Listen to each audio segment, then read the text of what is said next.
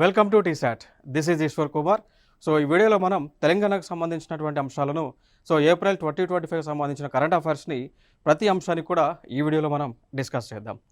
ముందుగా ఇక్కడ చూసుకున్నట్లయితే తెలంగాణకు సంబంధించి తెలంగాణ రాష్ట్ర ప్రభుత్వము జివో నెంబర్ ఎంఎస్ 33ని రిలీజ్ చేయడం జరిగింది.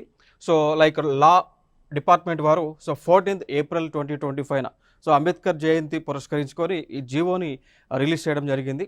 ఈ జివో అనేటువంటిది దేనికి సంబంధించింది అంటే it is related to the Telangana schedule caste rationalization of reservations act 2025 సంబంధించినటువంటి జివోని రిలీజ్ చేయడం జరిగింది. ఈ జివో యొక్క సారాంశం ఏంటి అంటే తెలంగాణలో ఉన్నటువంటి షెడ్యూల్ కాస్ట్ వారు ఎవరైతే ఉన్నారో వారికి గతంలో ఈ రిజర్వేషన్స్ అనేటువంటివి 15% ఇవ్వడం జరిగింది. దీనిని సుప్రీంకోర్ట్ ఆఫ్ ఇండియా యొక్క జడ్జిమెంట్ ప్రకారం ఏం చేశారంటే వర్గీకరణ షెడ్యూల్ కాస్ట్ వర్గీకరణ అనేటువంటిది చేసి ఇక్కడ షెడ్యూల్ కాస్ట్ని 3 విభాగాలుగా 3 గ్రూప్స్గా డివైడ్ చేయడం జరిగింది. షెడ్యూల్ కాస్ట్లోనే group 1, group 2 and group 3 divide చేసి దీనిలో గ్రూప్ 1కి 1% రిజర్వేషన్ని, గ్రూప్ 2కి 9% రిజర్వేషన్ని అండ్ గ్రూప్ 3కి 5% రిజర్వేషన్ని ఇవ్వటం జరిగింది. ఈ విధంగా ఎస్సీ వర్గీకరణ చేసి దానికి సంబంధించినటువంటి దానికి చట్ట రూపంలో తీసుకురావడం జరిగింది. ఇట్లా ఇచ్చినటువంటి తెలంగాణలోనే ఈ విధంగా ఇచ్చినటువంటి మొట్టమొదటి రాష్ట్రం వచ్చేసి అంటే ఇండియా మొత్తంగా చూసుకుంటే ఎస్సీ వర్గీకరణ చేసినటువంటి మొట్టమొదటి రాష్ట్రంగా కూడా మన తెలంగాణ అనేటువంటి చెప్పుకోవచ్చు అండి. ఫైనల్గా ఎస్సీ వర్గీకరణ కోసం రిలీజ్ చేసినటువంటి చట్టం ఏదైతే ఉందో ఆ చట్టం వచ్చేసి Telangana schedule caste rationalization of reservations act 2025 అని చెప్పవచ్చు. దీనికి సంబంధించినటువంటి జివో ఎంఎస్ నెంబర్ 33 అని చెప్పవచ్చు అండి. ఓకేనా. ఫైనల్గా షెడ్యూల్ కాస్ట్ని 3 గ్రూప్స్గా డివైడ్ చేసి ఒక్కొక్క గ్రూప్కి రిజర్వేషన్ ఈ విధంగా కేటాయించడం జరిగింది. టోటల్ రిజర్వేషన్ వచ్చేసి ఇక్కడ మనకి 15% రిజర్వేషన్ అయితే ఉండటం జరిగింది. ఇదొక అంశం. మరి దీనికి సంబంధించి మనకి కాంపిటేటివ్ ఎగ్జామ్స్లో ఎటువంటి చట్టాలు రావడానికి అంటే ఎటువంటి క్వశ్చన్స్ రావడానికి ఛాన్స్ ఉంది ఈ కాంపిటేటివ్ ఎగ్జామ్స్లో ఒక్కసారి చూద్దాం. April 14, 2025 నాటి తెలంగాణ ప్రభుత్వ నోటిఫికేషన్లో పేర్కొన్న చట్టం యొక్క శీర్షిక ఏమిటి అనేటువంటిది అడిగారు. సింపుల్గా చెప్పాలి అంటే అంబేద్కర్ జయంతి రోజున April 14 అంబేద్కర్ జయంతి రోజున ఏ చట్టాన్ని తెలంగాణ ప్రభుత్వం విడుదల చేసింది, దీనికి సంబంధించిన జీవోని ఇష్యూ చేసింది అనేటువంటిది క్వశ్చన్ రూపంలో మనకు అనిపిస్తూ ఉంది. మరి ఇక్కడ ఆప్షన్స్లో చూసుకుంటే తెలంగాణ ఎస్సీ సాధికారత చట్టం 2025, తెలంగాణ రిజర్వేషన్ సరళీకరణ చట్టం 2025 అండ్ తెలంగాణ షెడ్యూల్ కులాల రిజర్వేషన్ల హేతుబద్ధీకరణ చట్టం 2025 అండ్ తెలంగాణ సామాజిక న్యాయ చట్టం 2025. మరి ఈ 4 ఆప్షన్స్లో రైట్ ఆన్సర్ ఏంటో ఒకసారి మీరు కామెంట్ బాక్స్లో ఇవ్వండి. ఓకే, ఇవ్వండి తెలిసిన వారు. లేదు అంటే ఈ క్వశ్చన్కి మరి ఆన్సర్ వచ్చేసి సి అవుతుంది అండి. ఓకే, ఈ చట్టాన్ని అనుసరించే తెలంగాణలో ఉన్నటువంటి షెడ్యూల్ కాస్ట్ వారిని 3 విభాగాలుగా గ్రూప్ 1, 2, 3గా విభజన చేయడం జరిగింది అండి. ఓకే, దాని తర్వాత ఇంకొక కాన్సెప్ట్లోకి మనం వెళ్ళినట్లయితే అపాయింట్మెంట్స్కి సంబంధించినటువంటి అంశం. ఇక్కడ తెలంగాణలో లోకాయుక్త అనేటువంటి ఒక విభాగాన్ని ఏర్పాటు చేసుకోవడం జరిగింది. ఇది ఒక అటానమస్ బాడీగా మనం చెప్పుకోవచ్చు. చట్ట ప్రకారం ఏర్పడినటువంటిది లోకాయుక్త. ఈ లోకాయుక్తకి ప్రజెంట్ దీనికి మనకి చైర్మన్గా లేదంటే చైర్మన్ చెప్తాం, హైయెస్ట్ పొజిషన్ ఇది. లోకాయుక్తగా హానరబుల్ జస్టిస్ రాజశేఖర్ రెడ్డి గారిని నియమించడం జరిగింది అండి. ఓకే, ప్రస్తుతం తెలంగాణ రాష్ట్రం యొక్క లోకాయుక్త ఎవరు ఉన్నప్పుడు హానరబుల్ జస్టిస్ రాజశేఖర్ రెడ్డి గారు ఉన్నారు. దాని తర్వాత మనం చూసుకుంటే ఉపలోకాయుక్తగా ఎవరిని నియమించారు అంటే జగ్జీవన్ కుమార్ గారిని నియమించడం జరిగింది ప్రభుత్వం. ఓకే, ఇవి అపాయింట్మెంట్స్కి సంబంధించినటువంటి అంశాలు. దాని తర్వాత మరి ఈ లోకాయుక్త అనేటువంటిది దేనికి సంబంధించింది అని చూస్తే ఇప్పుడు ఫర్ ఎగ్జాంపుల్ మనకి రాష్ట్ర పరిధిలో ఉన్నటువంటి అధికారులు ఎవరైతే ఉంటారో, గవర్నమెంట్ ప్రతినిధులు ఎవరైతే ఉంటారో వారికి సంబంధించి ఎటువంటి అవినీతి ఆరోపణలు వచ్చినప్పుడు ఈ లోకాయుక్త వారే ఆరోపణలకు సంబంధించినటువంటి ఎంక్వైరీ అనేటువంటిది చేస్తూ ఉంటారు అండి. ఓకేనా. ఫైనల్గా లోకాయుక్త అనేటువంటిది ఎందుకు ఏర్పడింది అంటే అవినీతి నిర్మూలన కోసం ఏర్పాటు అవ్వడం జరిగింది రాష్ట్ర స్థాయిలో. మరి దేశ స్థాయిలో ఇట్లాంటిది ఏదైనా ఉందా అంటే ఉంది అండి. లోక్పాల్ అని పిలుస్తూ ఉంటాం. లోక్పాల్ మనం చెప్పుకోవచ్చు. దేశ స్థాయిలో చూసుకుంటే, సెంట్రల్ స్థాయిలో చూసుకుంటే లోక్పాల్ అనేటువంటిది ఒక వ్యవస్థ ఉంది. రాష్ట్ర స్థాయిలో చూసుకుంటే లోకాయుక్త అనేటువంటి ఒక వ్యవస్థ ఉండటం జరిగింది. ఇవన్నీ కూడా లోక్పాల్ యాక్ట్ ప్రకారం లోక్పాల్ యాక్ట్ 2013లో వచ్చినటువంటి చట్టం అనుసరించుకొని ఇవి ఏర్పాటు అవటం జరిగింది అండి. ఈ లోకాయుక్త అయినా లోక్పాల్ అయినా ఇవి కాన్స్టిట్యూషనల్ బాడీస్ అయితే కాదు, ఇది ఒక స్టాట్యూటరీ బాడీస్గా మనం చెప్పుకోవచ్చు. దాని తర్వాత ఇంకొక అపాయింట్మెంట్ ఇక్కడ ఉంది అండి. So Telangana DGP doctor Jitender IPS. So ప్రస్తుతం తెలంగాణ యొక్క DGP director general of police ఎవరు అన్నప్పుడు జితేందర్ ఐపీఎస్. సో వీరు ప్రజెంట్ ఉన్నటువంటి డీజీపీ. ఓకే, ఇట్లాంటి క్వశ్చన్స్ మనకి జనరల్గా అపాయింట్మెంట్స్ బేస్డ్లో అడగాలనుకున్నప్పుడు ఇట్లాంటి క్వశ్చన్స్ని అడుగుతూ ఉన్నారు. ఇక్కడ మనకి తెలంగాణ ప్రభుత్వము యంగ్ ఇండియా పోలీస్ స్కూల్ని ప్రారంభించడం జరిగింది అండి. సో దీనిని ఏర్పాటు చేసింది మనం చూసుకుంటే రంగారెడ్డి జిల్లాలో మంచిరేవులు అనేటువంటి ప్రాంతం ఏదైతే ఉందో అక్కడ తెలంగాణ ప్రభుత్వము నిర్మించడం జరిగింది. ఇంకా దాని తర్వాత మరి యంగ్ ఇండియా పోలీస్ స్కూల్ అనేటువంటిది ఎవరి కోసం అంటే ఎవరైతే యూనిఫామ్లో సర్వీసెస్లో ఉంటారో, అంటే ఎవరైతే పోలీస్ డిపార్ట్మెంట్కి సంబంధించి సేవలను అందిస్తూ ఉంటారో, పోలీస్ డిపార్ట్మెంట్స్లో వర్క్ చేస్తూ ఉంటారో వారి యొక్క పిల్లలకు ఈ స్కూల్లో అడ్మిషన్స్ అనేటువంటిది కల్పించడం జరుగుతుంది. సో లైక్ మనం చూసుకుంటే నర్సరీ దగ్గర నుంచి అండి, సో నర్సరీ దగ్గర నుంచి హైయర్ స్టడీస్ వరకు కూడా, అంటే స్కూల్ ఎడ్యుకేషన్ వరకు కూడా పోలీస్ డిపార్ట్మెంట్కి చెందినటువంటి పిల్లలకు దీనిలో ఎడ్యుకేషన్ని ప్రభుత్వము ప్రొవైడ్ చేయబోతా ఉంది అండి. Okay, so young India police school ఏర్పాటు చేసినటువంటి ప్లేస్ చూసుకుంటే మంచిరేవుల. సో దీని యొక్క ఆవిష్కరణకు ముఖ్యమంత్రి గారు కూడా అటెండ్ అవ్వడం జరిగింది. దాని తర్వాత ఇదే స్కూల్ని మరొక బ్రాంచ్ని వరంగల్లో కూడా ఏర్పాటు చేయబోతా ఉన్నారు అనేటువంటి అంశాన్ని కూడా ప్రభుత్వం తెలియజేయడం జరిగింది. ఓకే, సో ఇవన్నీ కూడా అంటే ఎడ్యుకేషన్ సెక్టార్కి సంబంధించి డెవలప్మెంటల్ వర్క్స్ కాబట్టి వీటిపైన కూడా మనం ఫోకస్ చేయాల్సి ఉంటుంది. ఇంకా దాని తర్వాత ఇంకొక అంశం మనం చూడొచ్చండి. సన్న బియ్యానికి సంబంధించి ఒక అంశం న్యూస్లో ఉంది. ఏంటి అంటే తెలంగాణ ప్రభుత్వము సన్న బియ్యాన్ని పంపిణీ పథకాన్ని ప్రారంభించడం జరిగింది. ఓకే, తెలంగాణ రాష్ట్రంలో ఉన్నటువంటి ప్రతి ఒక్కరికి కూడా అర్హత ఉన్నటువంటి వారికి అందరికీ కూడా సన్న బియ్యాన్ని ఈ యొక్క పీడిఎస్ ద్వారా, సో పబ్లిక్ డిస్ట్రిబ్యూషన్ సిస్టమ్ ద్వారా, పీడిఎస్ వ్యవస్థ ద్వారా సన్న బియ్యాన్ని అందించేటువంటి పథకాన్ని శ్రీకారం చుట్టడం జరిగింది. సో మొట్టమొదటిగా తెలంగాణ రాష్ట్రంలో దీనిని ప్రారంభించింది హుజూర్ నగర్లో. సో హుజూర్ నగర్లో ప్రారంభించడం జరిగింది అండి. ఓకే, ఇంకా దాని తర్వాత మనం చూసుకుంటే తెలంగాణలో ఉన్నటువంటి 1,10,00,000 మందికి ప్రతి నెల కూడా 6 కిలోల సన్న బియ్యాన్ని, 1,10,00,000 మందికి 6 కిలోల సన్న బియ్యం ఇచ్చేటువంటి పథకమే శ్రీకారం చుట్టడం జరిగింది. సో మొట్టమొదటిగా లాంచ్ చేసింది హుజూర్ నగర్లో లాంచ్ చేయడం జరిగింది. ఓకే, ఇంకా దాని తర్వాత ఇంకొక అంశాన్ని ఇదే వేదికగా ముఖ్యమంత్రి గారు స్పష్టం చేయడం జరిగింది. ఏంటి అంటే ఎవరైతే సన్న వడ్లను పండిస్తూ ఉంటారో వారికి ఎంఎస్పి ధర కంటే 500 రూపాయలను బోనస్గా ఇస్తాము అనేటువంటి అంశాన్ని కూడా వీరు తెలియజేయడం జరిగింది. ఓకే, ఇంకా దాని తర్వాత ఇంకొక అంశం ఇదే వేదికగా ఇందిరా మహిళా శక్తి పథకం కింద 20,10,00,000 రూపాయల చెక్కుని ముఖ్యమంత్రి గారు విడుదల చేయడం జరిగింది. మరి ఈ పథకం యొక్క ఇందిరా మహిళా శక్తి పథకం అనేటువంటిది ఏదైతే ఉందో ఇది దేనికి సంబంధించింది అంటే తెలంగాణలో రాష్ట్రంలో ఉన్నటువంటి సెల్ఫ్ హెల్ప్ గ్రూప్స్, స్వయం సహాయక సంఘాలు ఏవైతే ఉన్నాయో ఆ స్వయం సహాయ సంఘాల యొక్క అభ్యున్నతి కోసమే ఈ యొక్క ఫండ్స్ని రిలీజ్ చేయడం జరిగింది. సో అంటే తెలంగాణ రాష్ట్రంలో ఉన్నటువంటి మహిళలకు సాధికారతను, ఎంపవర్మెంట్ని పెంచడానికి సాధించే విధంగా ఈ యొక్క ఫినాన్షియల్ సపోర్ట్ అనేటువంటిది ఈ పథకం ద్వారా ప్రభుత్వము ఇస్తూ ఉంది. దానితో పాటు ఇక్కడ 25 లక్షల మంది రైతులకు 21,000 కోట్ల మేర రుణమాఫీ కూడా చేశామనేటువంటి అంశాన్ని ఇదే వేదికగా ముఖ్యమంత్రి గారు చెప్పడం జరిగింది. ఇక దాని తర్వాత ఇంకొక అంశాన్ని తెలియజేశారు.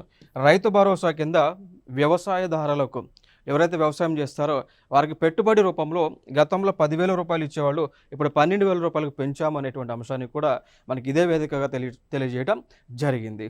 ఓకే, సో ఇవి ఇక్కడ ఇంపార్టెంట్ ఏరియాస్. ఇంకొక అంశం, ఇక్కడ తెలంగాణ ప్రభుత్వము ఒక చట్టాన్ని తీసుకురాబోతూ ఉంది. మరి దానికి సంబంధించి ఒక డ్రాఫ్ట్ కాపీని, డ్రాఫ్ట్ బిల్లుని పబ్లిక్ డొమైన్లో పెట్టారు అండి. సో దాన్ని మనం చూసుకున్నట్లయితే ఇక్కడ చూడండి, ఇక్కడ అక్కడ డ్రాఫ్ట్ బిల్ వచ్చేసి like Telangana gig and platform workers registration, social security and welfare act 2025 అండి. ఓకే, సో ఇది ఒక చట్టాన్ని అంటే బిల్లు ఇనిషియల్గా డ్రాఫ్ట్ బిల్. సో దీన్ని పబ్లిక్ డొమైన్లో ప్రభుత్వము పెట్టడం జరిగింది. మరి దేనికి సంబంధించి ఈ యొక్క బిల్లుని, ఈ చట్టాన్ని ప్రభుత్వము తీసుకురాబోతూ ఉంది అంటే గిగ్ వర్కర్స్ సంబంధించిందండి. సో గిగ్ వర్కర్స్ అని అంట. సో గిగ్ వర్కర్స్కి సంబంధించినటువంటి బిల్లు కానీ చట్టాన్ని కానీ తీసుకురాబోతా ఉన్నారు. మరి గిగ్ వర్కర్స్ అంటే ఎవరు అంటే ఎవరైతే ఆన్లైన్ ప్లాట్ఫామ్స్లో వర్క్ చేస్తూ ఉంటారో, లైక్ జొమాటో కానీ, స్విగ్గీ కానీ, ఫ్లిప్కార్ట్ కానీ, అమెజాన్ కానీ, జెప్టో కానీ, బ్లింకిట్ కానీ, సో ఇట్లాంటి వ్యవస్థలు ఏవైతే ఉన్నాయో, ఇట్లాంటి సంస్థలు ఈ కామర్స్ సైట్స్ ఏవైతే ఉన్నాయో వాటిల్లో ఎవరైతే ఫ్రీలాన్సింగ్ వర్క్ చేస్తూ ఉంటారో వాళ్ళు మొత్తాన్ని కూడా గిగ్ వర్కర్స్ అని పిలుస్తూ ఉంటాం. సో ఇప్పుడు వరకు అయితే ఈ గిగ్ వర్కర్స్కి ఎటువంటి ఇన్సూరెన్స్ కానీ, హెల్త్ ఇన్సూరెన్స్ కానీ, లేదంటే ఫర్దర్గా ఎంప్లాయ్మెంట్ బెనిఫిట్స్ కానీ ఏవి కూడా ఉండేవి కాదు. సో అందుకోసం ఇక్కడ కేంద్ర ప్రభుత్వం మన పోయిన బడ్జెట్లో అంటే బడ్జెట్ 2025-2026లో ఒక అంశాన్ని స్పష్టం చేసింది అండి. సో భారతదేశంలో ఎవరైతే గిగ్ ఎకానమీ కోసం ఇట్లాంటి ఈ కామర్స్ వెబ్సైట్స్లో వర్క్ చేస్తూ ఉంటారో వారి యొక్క జాబ్ సెక్యూరిటీ ఎట్టి పరిస్థితుల్లో ఉండాలి. దాంతోపాటు వారి యొక్క అందరికీ కూడా యూనిక్ ఐడెంటిటీ కార్డ్స్ని ఇవ్వాలి, హెల్త్ ఇన్సూరెన్స్ని ఇవ్వాలి అనేటువంటి ఉద్దేశంతో బడ్జెట్లో కొన్ని అంశాలను పెట్టడం జరిగింది. సో దాని అనుసరించి రాష్ట్ర ప్రభుత్వం కూడా ముందుకు వచ్చి రాష్ట్ర ప్రభుత్వం ఒక చట్టం రూపంలో తీసుకురాబోతూ ఉన్నారు.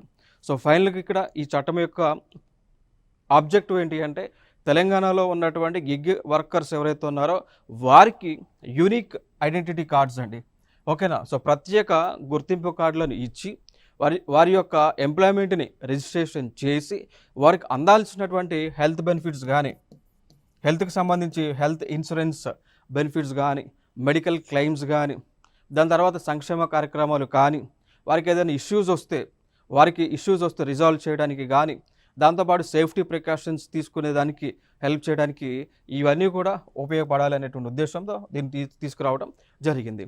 సో దానితో పాటు ఇంకొక అంశం ఏంటి అంటే ఈ చట్టము ప్రకారము ఒక ప్రత్యేక నిధిని ఏర్పాటు చేయబోతూ ఉన్నారు. సో దానినే వెల్ఫేర్ ఫండ్ ఫీ అని ఏర్పాటు చేయబోతూ ఉన్నారు. సో ప్రతి ఒక్కరు కూడా ఎవరైతే రిజిస్ట్రేషన్ కావాలనుకుంటున్నారో వారు నామినల్ ఫీ అనేటువంటిది ప్రభుత్వానికి చెల్లించాల్సి ఉంటుంది. చెల్లిస్తే దాని నుంచి రెవెన్యూ జనరేట్ చేసి వీరి యొక్క గిగ్ వర్కర్స్ కోసం ఉపయోగిస్తాము అనేటువంటి అంశాన్ని కూడా ఈ బిల్లులో ప్రభుత్వము పెట్టడం జరిగింది. సో ఇది ఇక్కడ మనకి న్యూస్లో ఉన్నటువంటి అంశాలు.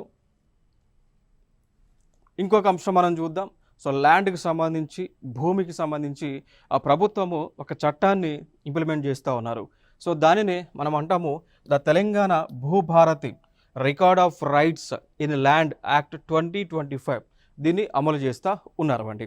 సో సింపుల్గా చెప్పాలి అంటే ఈ భూభారతి అనేటువంటి చట్టం లేదా record of rights in land అనేటువంటి చట్టం ఏంటి అంటే ఈ చట్టంలో ఉన్నటువంటి ఇంపార్టెంట్ గైడ్లైన్స్ ఏంటి అంటే ప్రతి ఒక్క రిజిస్ట్రేషన్ కూడా డిజిటలైజేషన్ చేయబోతూ ఉన్నారు. సో తెలంగాణలో ఉన్నటువంటి ప్రతి ఒక్క భూమి ఏదైతే ఉందో ఆ భూమి యొక్క కోఆర్డినేట్స్ అన్నీ కూడా శాటిలైట్కి లింక్ చేసి ఆ డేటా అంతా కూడా డిజిటలైజ్ చేయబోతూ ఉన్నారు, ఆన్లైన్లో చేయబోతూ ఉన్నారు. సో గతంలో కూడా చేసి ఉన్నారు, కాకపోతే దానిలో కొన్ని మిస్టేక్స్ ఉండటం వల్ల దానివల్ల సమస్యలు ఎదురవుతున్నాయి. కాబట్టి సో ఆ సమస్యలన్నీ కూడా పరిష్కరించి సమస్యలు అనేటువంటి భూమికి సంబంధించినటువంటి సమస్యలు ఏవి కూడా లేకుండా ఉండే విధంగా ఈ చట్టాన్ని రూపొందించడం జరిగింది అండి. సో ఈ చట్టాన్ని అనుసరించి ఏం చేయబోతా ఉన్నారు, తెలంగాణలో ఉన్నటువంటి ప్రతి భూమిని కూడా శాటిలైట్కి లింక్ చేసి తద్వారా ఆ భూమి యొక్క హక్కు ఎవరికి ఉంది, ఆ భూమి యొక్క వాటాదారులు ఎవరు ఉన్నారు, ఆ భూమికి సంబంధించినటువంటి గతంలో లావాదేవీలు ఏమైనా జరిగి ఉన్నాయా, ఎన్కంబరెన్స్ సర్టిఫికేట్ అంటాం, ఈసీలు అంటాం. ఓకే, ఆ ఈసీలకు సంబంధించి డేటాను వాళ్ళు ఆ ల్యాండ్కి సంబంధించినటువంటి ట్యాక్స్ ఏమైనా కట్టి ఉన్నారా మొత్తాన్ని కూడా డిజిటలైజేషన్ చేసి పబ్లిక్ డొమైన్లో పెట్టేటువంటి ఆలోచన ఈ చట్టము ద్వారా చేస్తూ ఉన్నారు అండి. సో దాంతోపాటు ప్రతి ల్యాండ్కి సంబంధించి ఒక భూధార్ కార్డు అనేటువంటిది కూడా ఇవ్వబోతూ ఉన్నారు.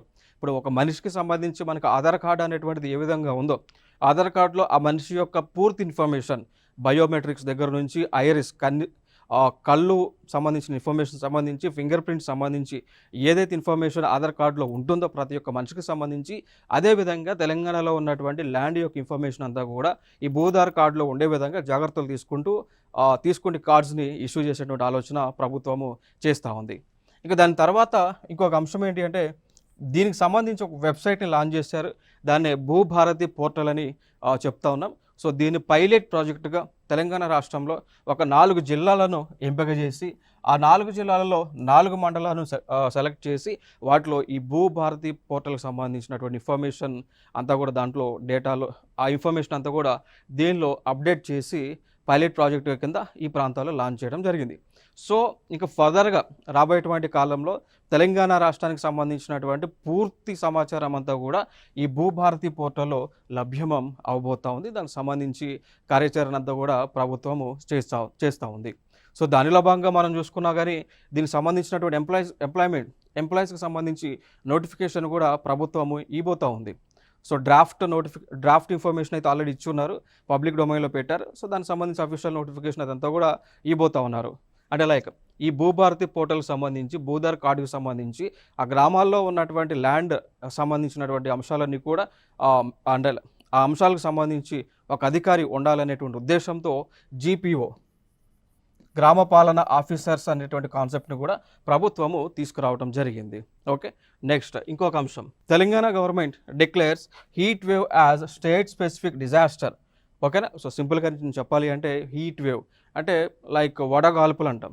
సో వడగాల్పులు అనేటువంటిది ఒక ప్రకృతి వైపరీత్యమా కేంద్ర ప్రభుత్వం ప్రకారం అంటే కాదండి.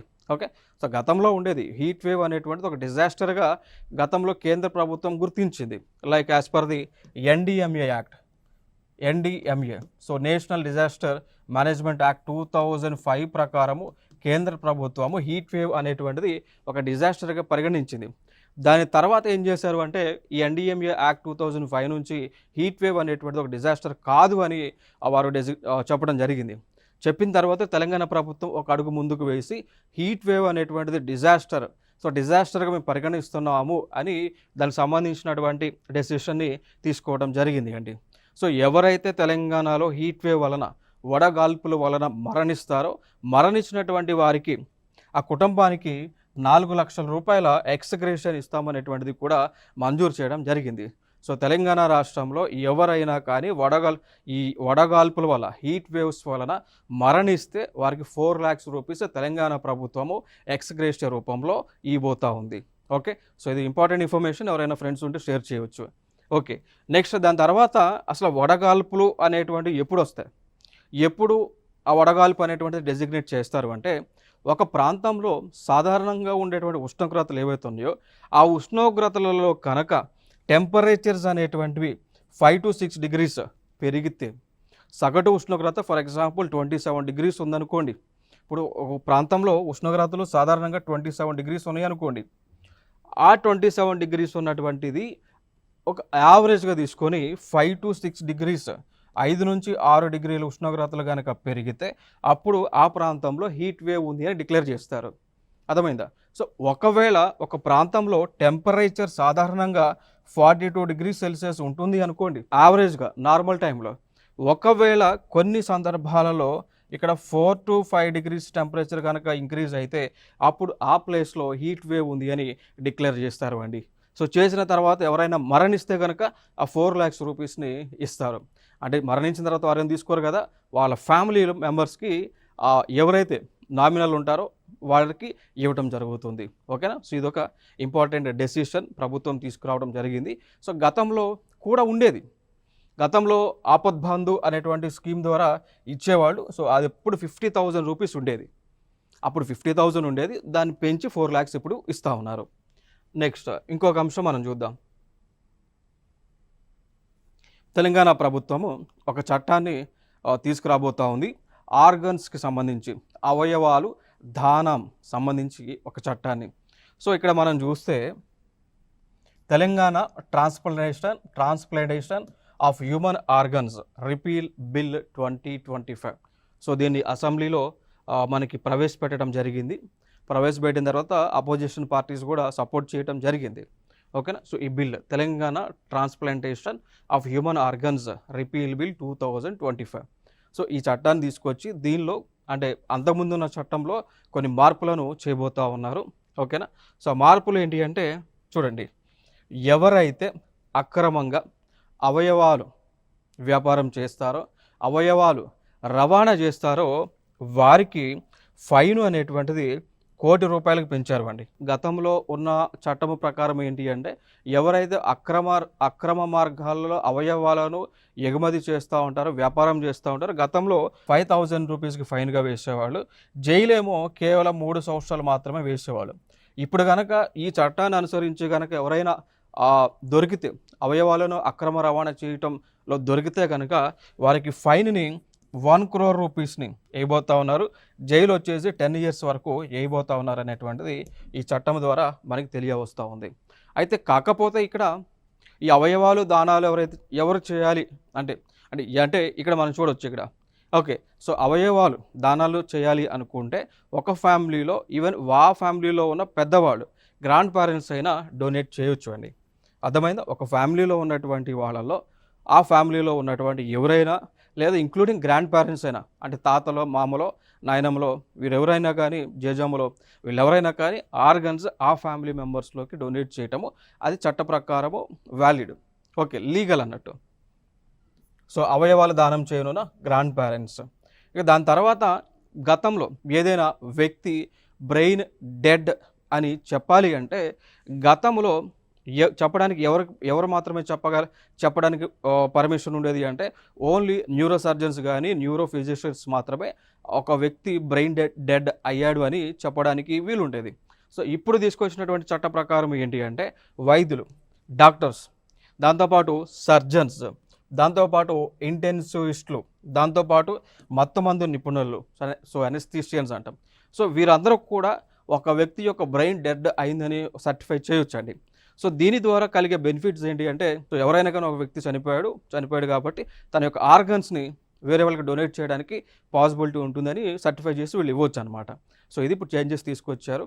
కారణం ఏంటి అంటే ఇప్పుడు తెలంగాణ రాష్ట్రంలోనే అవయవాల కోసం అప్లికేషన్ పెట్టుకున్నటువంటి వారు ఇప్పటి వరకు 3724 మెంబర్స్ ఉన్నారు.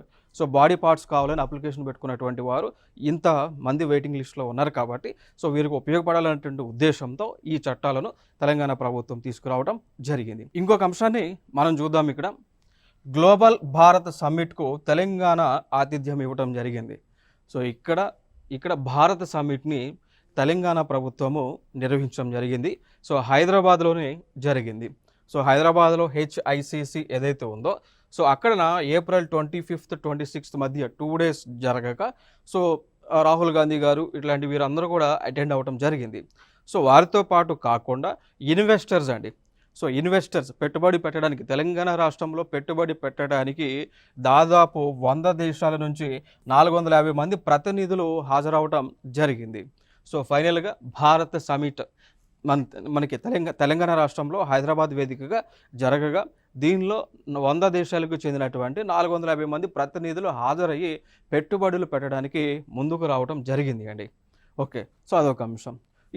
ఇదే అంశంలో మనకి ఇక్కడ కొన్ని అంశాలు మనకి మాట్లాడటం జరిగింది. ఒకటి బీసీ సెన్సెస్ కోసం సో బ్యాక్వర్డ్ క్లాసెస్ సెన్సెస్ గురించి మాట్లాడారు. ఏమన్నారు అంటే తెలంగాణ అంటే లైక్ భారతదేశంలోనే మొట్టమొదటి బీసీ సెన్సస్ చేసినటువంటి రాష్ట్రంగా తెలంగాణని స్పష్టం చేయడం జరిగింది. దాంతోపాటు తెలంగాణ అంటే భారతదేశంలోనే ఎస్సీ వర్గీకరణ చేసినటువంటి మొట్టమొదటి రాష్ట్రం కూడా తెలంగాణ అనేటువంటి అంశాన్ని కూడా ఇక్కడ చెప్పడం జరిగింది. ఓకే. సో దాని తర్వాత మరి ఈ భారత సమిట్ అనేటువంటిది ఏదైతే జరిగిందో దీని యొక్క ఇంటెన్షన్ చూసుకుంటే వాతావరణ న్యాయాన్ని వేగవంతం చేయటం. ఓకే. సో లైక్ క్లైమేట్ యాక్షన్ని. ఓకేనా. So like quick climate action point of వ్యూలో ఈ యొక్క భారత సమిట్ అనేటువంటిది జరగటం జరిగింది. ఓకే. సో ఇదొక ఇంపార్టెంట్ ఈవెంట్. ఇంకా దాని తర్వాత మనం చూసుకుంటే తెలంగాణ రాష్ట్రానికి నూతనంగా చీఫ్ సెక్రటరీగా నియమించడం జరిగింది. సో మరి ఎవరు నియమించారు అంటే రామకృష్ణారావు గారిని నియమించడం జరిగింది. వీరికంటే ముందు సిఎస్గా చీఫ్ సెక్రటరీగా శాంతి కుమారి గారు ఉండేవారు. సో వారు ఈ రోజున అంటే ఏప్రిల్ 30కి వారు పదవి విరమణ చేయబోతూ ఉన్నారు. సో వారి స్థానంలో రామకృష్ణారావు గారిని IAS officer, senior IAS officer, 1991కి చెందినటువంటి బ్యాచ్కి చెందినటువంటి ఆఫీసర్ సో నియమించబోతూ ఉన్నారు. సో దీనిలో ఇప్పుడు ఏదైతే నేను అపాయింట్మెంట్ చెప్తా ఉన్నానో సో దీనికి సంబంధించి ఎటువంటి క్వశ్చన్ మనం ఎక్స్పెక్ట్ చేయొచ్చు అంటే ఈ విధంగా క్వశ్చన్స్ మనం ఎక్స్పెక్ట్ చేయొచ్చు అండి. లైక్ చూడండి ఇక్కడ like consider the following statements regarding the chief secretary in an Indian state. అర్థమైందా? సో చీఫ్ సెక్రటరీకి సంబంధించి ఇండియాలో చీఫ్ సెక్రటరీకి సంబంధించి స్టేట్మెంట్స్ ఇస్తున్నారు. ఏవి సరైనవో అని అడుగుతూ ఉన్నారు. లైక్ 1లో the chief secretary in state is appointed by governor of that state. So chief secretary నియమించేది ఆ రాష్ట్రం యొక్క గవర్నర్ అని అంటూ ఉన్నారు. అవునా కాదా చెప్పండి. రెండోది the chief secretary in state has a fixed tenure. So chief secretary యొక్క టెన్యూర్ ఫిక్స్డ్ ఉంటుంది తెలంగాణలో అన్నారు. మరి అవునా కాదా మనం ఫైండ్ అవుట్ చేయాలి. ఓకే. సో క్రింద ఇచ్చినటువంటి స్టేట్ మనకి అది ఇక్కడ చూడొచ్చు. Which of the following given above is correct అని అంటూ ఉన్నారు. A 1 only, B 2 only, C both 1 and 2 and neither 1 nor 2 అనేటువంటిది. ఓకే. సో దీని మరి ఆన్సర్ని కామెంట్ బాక్స్లో పోస్ట్ చేయండి. ఈవెన్ నేను కూడా ఎక్స్ప్లెనేషన్ ఇస్తాను చూడండి ఇక్కడ. సో జనరల్గా ఒక చీఫ్ సెక్రటరీని నియమించేటువంటి అధికారము ఎవరికి ఉంటుందంటే ఆ రాష్ట్రం యొక్క సీఎంకు ఉంటుంది. సో సీఎంకు ఉన్నటువంటి ఎగ్జిక్యూటివ్ పవర్స్ బేస్ చేసుకొని ఆ రాష్ట్రంలో చీఫ్ సెక్రటరీని చీఫ్ మినిస్టర్గా సీఎంఏ సెలెక్ట్ చేసుకోవడం జరుగుతుంది. కాబట్టి ఇది తప్పండి. దాని తర్వాత చీఫ్ సెక్రటరీ యొక్క టెన్యూర్ ఫిక్స్డ్ అని ఉంటుందన్నారు. సో చీఫ్ సెక్రటరీకి సంబంధించి ఎటువంటి ఫిక్స్డ్ టెన్యూర్ అయితే లేదు కాబట్టి యాజ్ పర్ ది కాన్స్టిట్యూషన్ రెండు కూడా తప్పు కాబట్టి we can go for the D అండి. సో ఇది మన తెలంగాణకు సంబంధించి ఇంపార్టెంట్ ఇన్ఫర్మేషన్. సో నెక్స్ట్ వీడియోలో మళ్ళీ సరికొత్త అంశాలతో మీ ముందుకు రావడం జరుగుతుంది. Thank you so much.